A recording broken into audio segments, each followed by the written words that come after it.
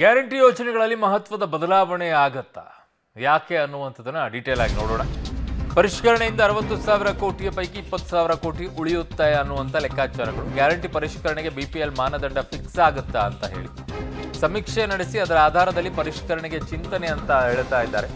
ಸಂಪುಟದ ಕೆಲ ಸಚಿವರು ಹೈಕಮಾಂಡ್ನಿಂದ ಈಗ ಒಲವು ಈ ಕಡೆಗಿದೆ.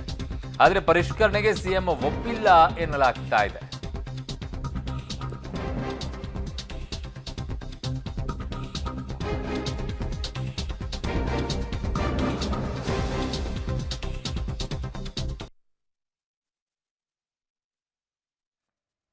ಪರಿಷ್ಕರಣೆಯಿಂದ ಈಗ ಏನಾಗ್ತಾ ಇದೆ, ಮಾನದಂಡ ಹೇಗೆ ಅಂತ ನೋಡೋಣ. ಗ್ಯಾರಂಟಿ ಯೋಜನೆಗಳ ಸಮೀಕ್ಷೆ ಮತ್ತು ಪರಿಷ್ಕರಣೆ.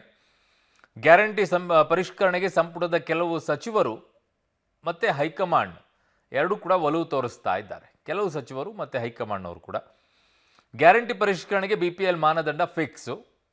BPL ಮಾನದಂಡ ನಿಗದಿ ಆದರೆ ಅರ್ಧಕ್ಕರ್ಧ ವೆಚ್ಚ ಕಡಿತ ಅನ್ನುವಂಥ ಲೆಕ್ಕಾಚಾರ. ಅರ್ಧಕ್ಕರ್ಧ ಆಗಲಿಕ್ಕಿಲ್ಲ, ಒಂದು 20% ಕಡಿಮೆ ಆಗುತ್ತೆ. ಅನ್ನಭಾಗ್ಯ ಯೋಜನೆಗೆ ಅರ್ಹರಲ್ಲದ BPL ಕಾರ್ಡ್ ರದ್ದು ಮಾಡುವಂಥದ್ದು. ಗೃಹಲಕ್ಷ್ಮಿ ಗೃಹಜ್ಯೋತಿ ಯೋಜನೆಗೂ ಕೂಡ BPL ಮಾನದಂಡ ನಿಗದಿಯನ್ನು ಮಾಡೋದು. ವಾರ್ಷಿಕ ಯೂನಿಟ್ ಸರಾಸರಿಯ ಬದಲು BPL ಮಾನದಂಡ ಫಿಕ್ಸ್ ಅಂತ ಮಾಡೋದು. ಉಚಿತ ಬಸ್ಗಾಗಿ BPL ಕಾರ್ಡ್ದಾರರಿಗೆ ವಿಶೇಷವಾದಂಥ ಸ್ಮಾರ್ಟ್ ಕಾರ್ಡನ್ನು ಕೊಡೋದು. TA ಸೌಲಭ್ಯವನ್ನು ಪಡಿತಾರೆ. ಟ್ರಾವೆಲ್ ಅಲೌನ್ಸ್ ಪಡಿತಾ ಇರುವಂಥ ಮಹಿಳಾ ಸರ್ಕಾರಿ ಉದ್ಯೋಗಿಗಳನ್ನು ಇದರಿಂದ ಆಚೆ ಇಡೋದು. ನಿರುದ್ಯೋಗ ಭತ್ಯೆಯಲ್ಲೂ ಕೂಡ BPL ಮಾನದಂಡ ಸಾಧ್ಯತೆ ಇದೆ ಅಂತ ಹೇಳ್ತಾ ಇದ್ದಾರೆ.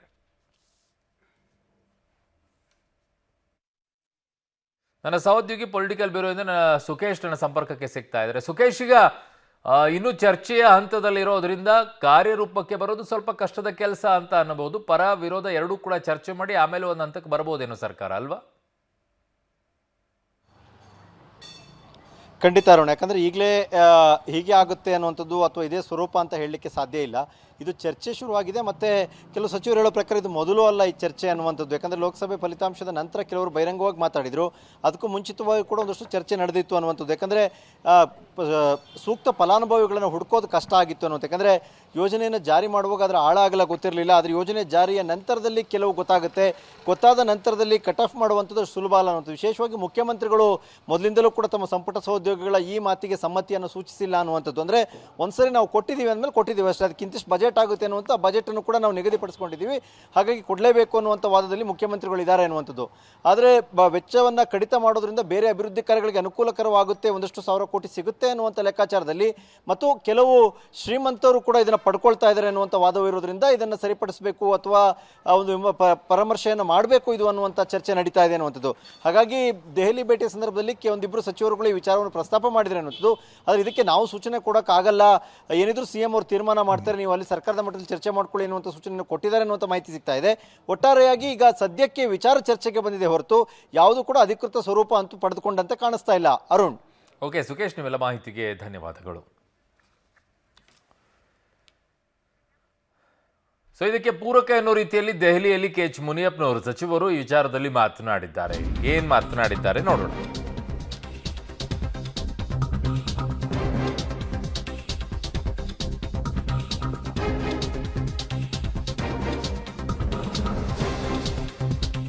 ಗೃಹಲಕ್ಷ್ಮಿ ಅನ್ನಭಾಗ್ಯದಲ್ಲಿ ಪರಿಷ್ಕರಣೆ ಸಾಧ್ಯವಿದೆ ಅಂತ ದೆಹಲಿಯಲ್ಲಿ ಸಚಿವ KH ಮುನಿಯಪ್ಪನವರು ಪ್ರತಿಕ್ರಿಯೆ ಕೊಟ್ಟಿದ್ದಾರೆ. ಆಹಾರ ಇಲಾಖೆಯಲ್ಲಿ ನಾವು ಪರಿಷ್ಕರಣೆ ಮಾಡ್ತಾ ಇದ್ದೇವೆ. ನಮ್ಮ BPL ಕಾರ್ಡ್ ಆಧಾರದಲ್ಲಿ ಗೃಹಲಕ್ಷ್ಮಿಯನ್ನು ಕೊಡ್ತಾ ಇದ್ದಾರೆ. ಪರಿಷ್ಕರಣೆಯಲ್ಲಿ ಅರ್ಹ ಫಲಾನುಭವಿಗಳು ಗೊತ್ತಾಗ್ತಾರೆ. ಹಿಂದಿನ ಸರ್ಕಾರದಲ್ಲಿ 2.95 ಲಕ್ಷ BPL ಕಾರ್ಡ್ಗೆ ಅರ್ಜಿ ಎಲ್ಲ ಬಂದಿತ್ತು. ಅದರಲ್ಲಿ ಪರಿಷ್ಕರಣೆ ಮಾಡಿದ ಬಳಿಕ 2.38 ಕಾರ್ಡ್ಗಳು BPLಗೆ ಬಂದಿವೆ ಅಂತ ಮುನಿಯಪ್ಪನವರು ಹೇಳಿದ್ದಾರೆ. ಗೃಹಲಕ್ಷ್ಮಿ ಮತ್ತು ಅನ್ನಭಾಗ್ಯ ಎರಡು ಭಾಗ ಆಗ್ತದೆ. ಅದರಲ್ಲಿ BPL ಎಷ್ಟು, APL ಎಷ್ಟು, ಅದರಿಂದ ಎಷ್ಟು APL ಇದೆ, APLಗೂ BPL ಕೊಡ್ತಾಯಿದ್ರೆ ಅದು ಖರ್ಚು ಜಾಸ್ತಿ ಬರ್ತದೆ. ಸ್ಕೀಮ್ ಪ್ರಕಾರ ಬಿಲೋ ಪಾವರ್ಟಿ ಲೈನ್ ಇರೋರಿಗೆ ಕೊಡಬೇಕು. APL ಅವರು ಬೇಕಂದವ್ರಿಗೆ 1 kgಗೆ 15 ರೂಪಾಯಿ ಅವ್ರಿಗೂ ಕೂಡ ಕೊಡುವಂಥದ್ದು ಒಂದು ಕಾರ್ಯಕ್ರಮ ಇದೆ ಕರ್ನಾಟಕ ರಾಜ್ಯದಲ್ಲಿ. ಅದರಿಂದ ಇದರ ಪರಿಷ್ಕರಣೆ ಈಗಾಗಲೇ ನಮ್ಮಲ್ಲಿದ್ದಂಥ ಕಾರ್ಡುಗಳೆಲ್ಲ ಪರಿಷ್ಕರಣೆ ಆಗಿದೆ. ಇನ್ನೂ 90,000 ಕಾರ್ಡು ಇತ್ತೀಚೆಗೆ ಬಂದಿದೆ, ಅದರ ಪರಿಷ್ಕರಣೆ ಶುರುವಾಗಿದೆ. ಪರಿಷ್ಕರಣೆ ಆದಮೇಲೆ BPL ಮತ್ತು APL ಎಷ್ಟು ಅಂತ ಮಾಡ್ತೀವಿ.